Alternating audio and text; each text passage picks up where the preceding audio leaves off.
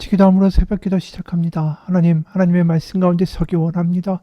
세상의 이야기들과 사람들의 눈빛 가운데 우리의 인생을 세우는 것이 아니라 오늘도 하나님의 말씀 가운데 우리의 인생을 세웁니다. 오늘 하루가 하나님의 성전과 같은 하루가 되게 도와주시고 하나님의 영광이 임하신 하나님의 은혜의 하루가 되게 도와주옵소서. 예수님 이름 받들어 기도합니다. 아멘. 오늘 말씀은 역대상 25장입니다. 역대상 25장입니다. 다윗이 군대 지휘관들과 더불어 아삽과 헤맨과 여두둔의 자손 중에서 구별하여 섬기게 하되 수금과 비파와 재금을 잡아 신령한 노래를 하게 하였으니 그 직무대로 일하는 자의 수요는 이러하니라.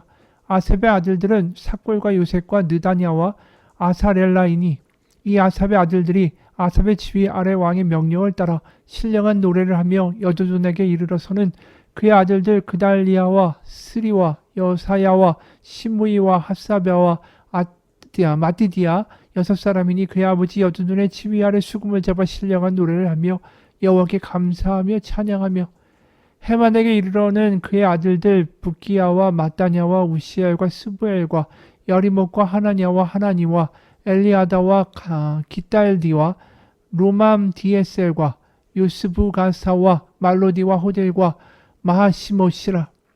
이는 다 헤만의 아들들이니 나팔을 부는 자들이며 헤만은 하나님의 말씀을 가진 왕의 선견자라. 하나님이 헤만에게 14아들과 3딸을 주셨더라. 이들이 다 그들의 아버지 지휘 아래 재금과 비파와 수금을 잡아 여호와의 전에서 노래하여 하나님의 전을 섬겼으며 아삽과 여두둔과 헤만은 왕의 지휘 아래 있었으니 그들과 모든 형제 곧 여호와 찬송하기를 배워 익숙한 자의 수요가 288명이라. 이 무리에 큰 자나 작은 자나 스승이나 제자를 막론하고 다같이 제비를 뽑아 직임을 얻었으니 첫째로 제비 뽑힌 자는 아삽의 아들 중 요셉이요 둘째는 그달리아이니 그와 그의 형제들과 아들들 12명이요 셋째는 삭굴이니 그의 아들들과 형제들과 12명이요 넷째는 이스리이니 그의 아들들과 형제들과 12명이요 다섯째는 느다냐이니 그의 아들들과 형제들과 12명이요 여섯째는 붓기야이니 그의 아들들과 형제들과 12명이요 일곱째는 여사렐라니 그의 아들들과 형제들과 12명이요 여덟째는 여사야니 그의 아들들과 형제들과 12명이요 아홉째는 마따냐니 그의 아들들과 형제들과 12명이요 열째는 시므이니 그의 아들들과 형제들과 12명이요 열한째는 아사렐이니 그의 아들들과 형제들과 12명이요 열두째는 하사비아이니 그의 아들들과 형제들과 12명이요 열셋째는 수바엘이니 그의 아들들과 형제들과 12명이요 열넷째는 마띠디아니 그의 아들들과 형제들과 12명이요 열다섯째는 예레모시니 그의 아들들과 형제들과 12명이요 열여섯째는 하나냐이니 그의 아들들과 형제들과 12명이요 열일곱째는 요스부가사니 그의 아들들과 형제들과 12명이요 열여덟째는 하나니이니 그의 아들들과 형제들과 12명이요 열아홉째는 말로디니 그의 아들들과 형제들과 12명이요 스무째는 엘리아다니 그의 아들들과 형제들과 12명이요 스물한째는 호딜이니 그의 아들들과 형제들과 12명이요 스물둘째는 기들리디니 그의 아들들과 형제들과 12명이요 스물셋째는 마하시오시니 그의 아들들과 형제들과 12명이요 스물넷째는 로맘디에셀이니 그의 아들들과 형제들과 12명이었더라. 아멘. 오늘 레위인들 중에서 특별히 성전에서 찬양대를 할 사람들의 명단이 이어집니다. 그게 이제 1절이죠. 다윗이 군대 지휘관들과 더불어 아삽과 헤만과 여두둔의 자손 중에서 구별하여 섬기게 하되 수금과 비파와 재금을 잡아 신령한 노래를 하게 하였으니 그 직무대로 일하는 자의 수요가 이러하니라. 여기서 이 찬양대를 뽑을 때 누가 뽑는다고 얘기합니까? 다윗이 군대 지휘관들과 더불어. 이 찬양대의 역할이 그저 성전에서 찬양만 하는 것이 그들의 주 임무가 아니다라는 게 드러나죠. 결국 전쟁과도 관련이 있다라는 거예요. 전쟁에서 사실은 막강한 적군을 만나게 되면 사기는 땅에 떨어집니다. 눈에 보이는 것을 믿게 되면 그들은 승리를 확신할 수가 없죠. 다시 말해서 찬양대가 전쟁에 섰다라는 것은 무엇을 의미합니까? 눈에 보이는 것을 믿는 것이 아니라 전쟁을 승리하게 하실 여호와, 우리의 인생을 책임지실 여호와를 믿으라라는 찬양을 찬양대가 부르는 거죠. 실제로 역대하 20장을 보면 모압과 암몬과의 전쟁이 남유다가 벌어집니다. 남유다는 절대적인 이 열세였어요. 너무나도 강력한 대군을 맞이해서 역대하 20장 11, 13절까지 보면 이렇게 말합니다. 이제 그들이 우리에게 갚는 것을 보옵소서. 그들이 와서 주께서 우리에게 주신 주의 기업에서 우리를 쫓아내고자 하나이다.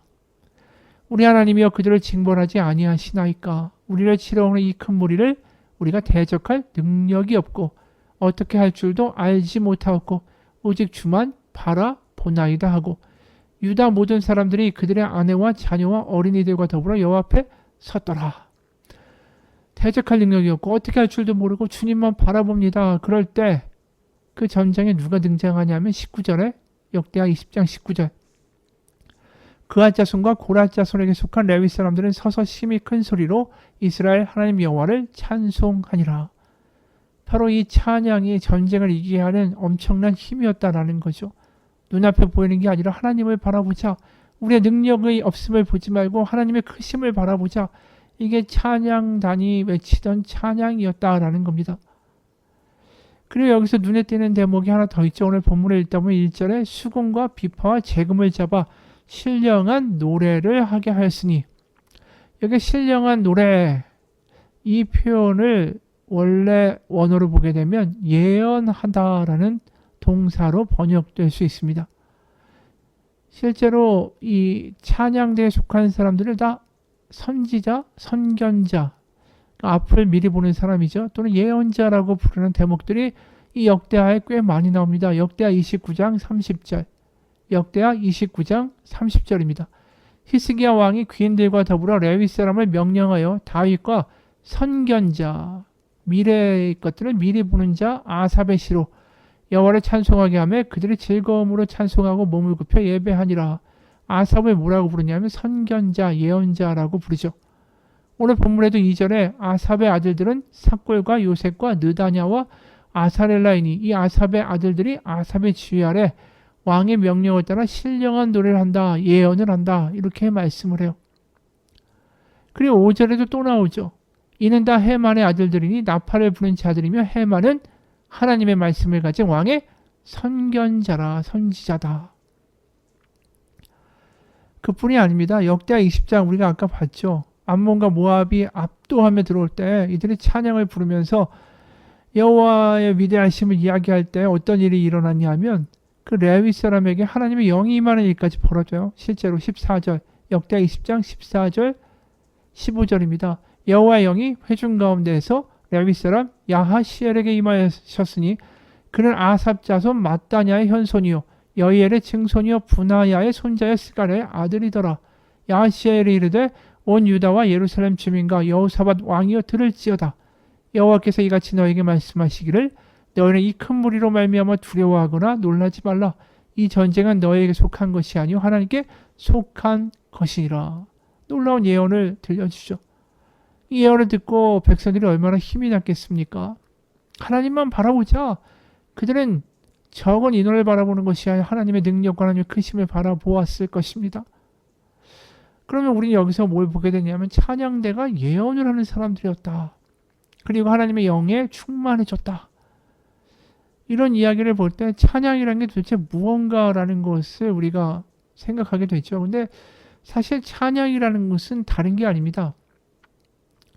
사람들이 세상에 짓눌리고 눈에 보이는 게 더 커 보일 때, 지금의 문제가 너무 커서 짓눌릴 때 고개를 들어서 하나님을 볼 생각을 하지 못합니다. 그때 찬양은 뭘 합니까? 찬양대가 하는 찬양은 무엇을 그런 사람들에게 선포합니까? 보이는 게 다가 아니다. 하나님이 계시다. 우리 하나님의 자손이고 하나님은 그 자녀를 버리시지 않는다. 이게 찬양의 가사 아닙니까? 실제로 역대하 20장에서 이 막연하고 능력도 없는 이들에게 찬양대가 불러주었던 찬양이 그 내용이었다라는 거예요. 하나님을 기억하라. 하나님 살아계시다. 하나님 도우신다. 사실 이 찬양의 가사가 사실상 예언이었던 거죠. 그 하나님이 우리를 승리하게 하실 것이다라는 예언인 거죠. 다시 말해서 찬양은 소망을 보여줍니다. 그래서 예배를 드릴 때마다 이런 소망을 주는 찬양대의 역할은 굉장히 중요했죠. 그래서 우리가 시편도 보면 이 많은 작품들이 다윗의 작품이기도 하지만 그들 중에는 그 시편들 중에 이 레위인 찬양대의 작품인 것들도 꽤 있습니다. 그래서 그 대표적인 게 시편 150편이죠. 시편 150편 1절부터 6절까지 보면 이렇게 기록됩니다. 할렐루야, 그 성소에서 하나님을 찬양하며 그 권능의 궁창에서 그를 찬양할지어다. 그의 능하신 행동을 인하여 찬양하며 그의 지극히 광대하심을 쫓아 찬양할지어다. 나팔 소리로 찬양하며 비파와 수금으로 찬양할지어다. 소고치며 춤추며 찬양하며 현악과 퉁소로 찬양할지어다. 큰 소리 나는 재금으로 찬양하며 높은 소리 나는 재금으로 찬양할지어다. 호흡이 있는 자마다 여호와를 찬양할지어다. 할렐루야.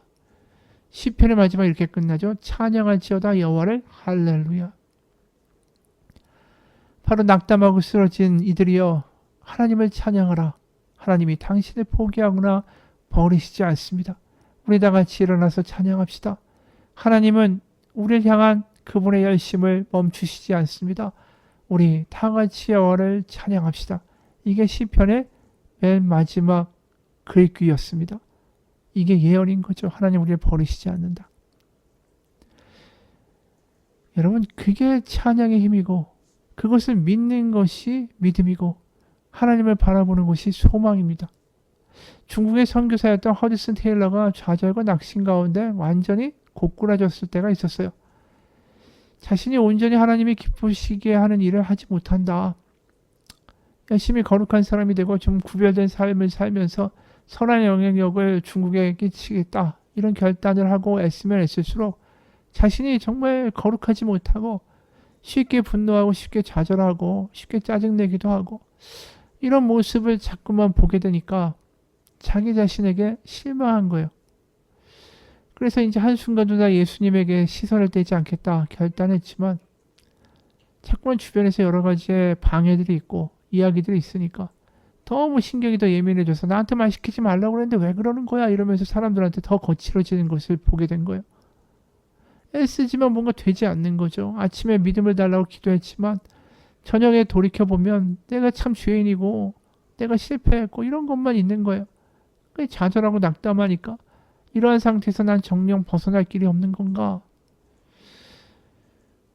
나의 체험이, 나의 삶이 이 모양 이 꼴인데 어떻게 예수님 믿는 사람마다 하나님의 아들이 되는 권능을 주셨다라고 내가 말씀을 진지하게 선포할 수 있을까?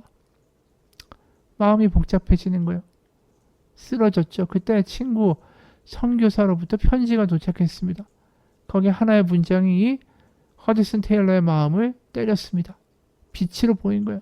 거기 쓰여 있는 게 뭐냐면 친구여, 우리가 어떻게 믿음을 강하게 할 수 있을까? 그건 믿음을 구하려고 애쓰는 게 아니라 그저 신실하신 그분을 즐거워하고 기뻐하는 것뿐일세. 그게 뭘까요? 나의 못남을 바라보지 말고 나의 무능력을 바라보지 말고 우리를 이끌어 가시고 포기하지 않는 하나님을 의지하고 찬양하고 기뻐하세. 그게 우리가 할 일일세. 이게 찬양의 힘이죠. 찬양이 그거예요. 나의 무능력, 나의 죄, 나의 허물을 바라보지 말고 우리를 향한 열심을 포기하지 아니하시는 신실하신 하나님을 바라봅시다. 하나님을 찬양합시다. 여러분, 우리가 낙담하고 쓰러졌을 때 우리를 이렇게 세우는 힘이 바로 찬양입니다. 하나님이 부족한 나를 포기하시지 않는다는 확신, 소망의 힘이 우리를 자악하고 우리를 이끌어가는 거, 그게 찬양의 능력이죠. 여러분, 우리 찬양하기 원합니다. 이 어려운 삶 가운데 찬양이 회복될 때 그 하나님의 능력과 생명과 성령과 약속이 우리를 사로잡을 것입니다. 내가 생기를 가지려고 하고 내가 기쁨을 만들어내려고 하고 내가 소망을 만들어내려고 해도 안 됩니다. 하나님이 부어주시고 하나님의 영이 우리를 사로잡아야만 되는 거죠. 그것이 바로 찬양을 통해 가능하다라는 것입니다. 찬양을 하며 그분 안에 거하려고 하면 그분은 우리를 채워주실 것입니다. 나의 무능력과 부족함을 바라보지 마십시오. 하나님을 찬양하십시오. 그리고 살아가면 승리할 것입니다. 느헤미야 4장 14절 20절에 이런 말씀을 합니다. 너희는 그들을 두려워하지 말고 지극히 크시고 두려우신 주를 기억하고 너희 형제와 자녀와 아내의 집을 위하여 싸우라. 우리 하나님이 우리를 위하여 싸우시리라. 같이 기도하겠습니다. 하나님, 다시 찬양하기 원합니다. 나의 무능력과 부족함과 할 수 없음을 바라보며 쓰러지는 것이 아니라 크신 하나님, 우리를 위하여 힘내신 하나님을 바라보며 찬양하기 원합니다. 찬양할 때 우리 가운데 소망이 회복되고 하나님의 기쁨이 우리를 애워싸고 하나님의 생명이 흘러들어 우리가 이 전쟁에서 결국 승리할 것이다라는 하나님의 확신으로 살아가는 은혜의 하루가 되게 하여 주옵소서. 예수님 이름 받들어 기도합니다. 아멘.